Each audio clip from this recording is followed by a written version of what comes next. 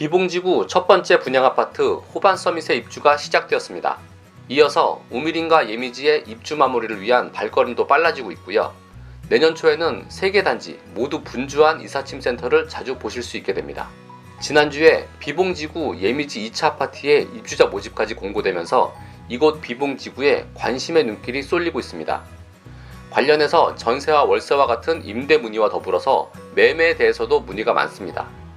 하지만 이곳 비봉지구는요, 분양권 전매 제한 3년으로 인해서 아직은 거래가 가능한 시기가 아닙니다.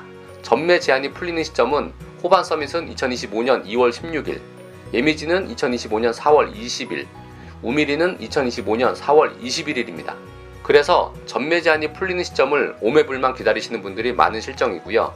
대부분 분양권 매매와 동시에 입주를 생각하고 계십니다. 하지만 여기에서 주의해야 할 부분이 있습니다. 현재의 소유권은 분양받은 수분양자가 아닌 시행사가 가지고 있다는 점입니다. 비봉아파트를 예로 들어보겠습니다. 현재 시점은 분양권 전매가 가능한 2025년 4월 말이라고 가정해 보겠습니다. 매도인과 매수인 사이에 분양권 매매 계약이 가능하게 됩니다. 계약일이 4월 말이고 잔금일이 5월 초라고 하면 그럼 매수인은 매매 계약을 했으니 계약서를 가지고 은행에 잔금 대출을 신청하겠죠? 그럼 당연히 5월 초에 잔금 대출을 실행하면서 입주를 생각하실 겁니다. 하지만 실제는 그렇지 않습니다. 왜냐고요? 바로 분양권 매매 계약이기 때문입니다.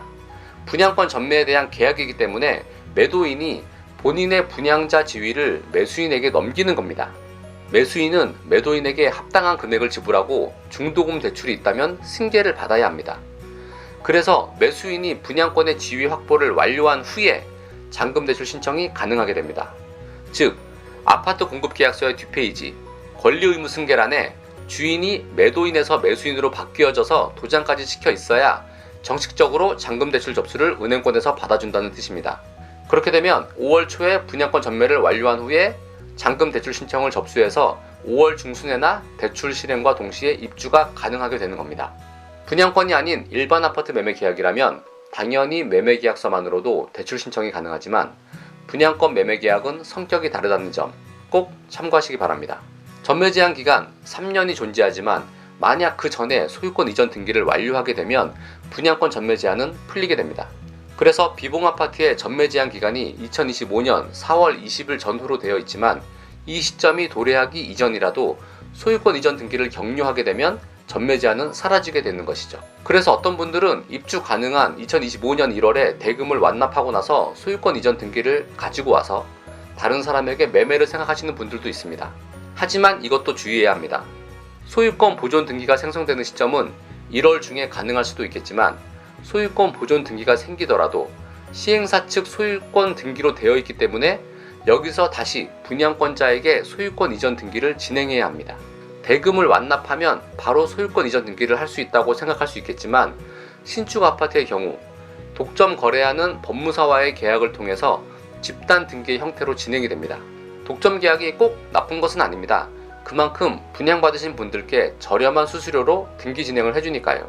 어쨌든 비봉아파트 입주 지정 기간이 2월 말까지라서 집단 등기를 통해 소유권 이전 등기가 완료되는 것도 3월은 되어야겠네요. 그렇게 되면 수분양자는 1월에 대금 완납을 했어도 소유권 이전 등기가 늦게 나와서 타인에게 매매를 하기 위해서는 집단 등기가 완료되는 3월 초중순까지 기다려야 됩니다. 집단으로 신청한 소유권 이전 등기가 나와야 타인과의 아파트 매매 계약서를 작성할 수 있기 때문에 결국 타인과의 아파트 매매 계약은 3월 중순 이후가 될 가능성이 높은 것이죠. 집단 등기가 아닌 개별 등기를 통해서 진행하는 경우도 있습니다. 그렇게 되면 소유권 보존 등기가 생성되고 나서 1, 2주 안에 소유권 이전 등기가 가능하게 됩니다. 물론 시행사에서 개별 등기에 대한 협조가 필요할 겁니다. 시행사에 따라서 차이가 있는데요. 어떤 곳은 100% 집단 등기로만 진행하고 입주 기간이 지나고 나서야 개별 등기를 허용하는 경우가 있습니다. 또 어떤 곳은 집단 등기와는 별도로 개별 등기도 병행해서 협조해주는 곳이 있습니다. 비봉아파트가 어떤 경우에 속하는지는 좀 더 지켜봐야 알 것 같습니다. 비봉아파트에 관심 있으신 분들은 최근 가계부채 경계량과 관련해서 2025년도 입주아파트의 잔금대출에 대한 규제 항목들을 꼼꼼히 확인하셨으면 하는 바람입니다. 비봉지구와 같이 걷는 걸음 송산입니다. 비봉 식구가 되시는 분들께 조금이나마 도움을 드리고자 항상 노력하고 있습니다. 그럼 또 인사드리겠습니다. 감사합니다.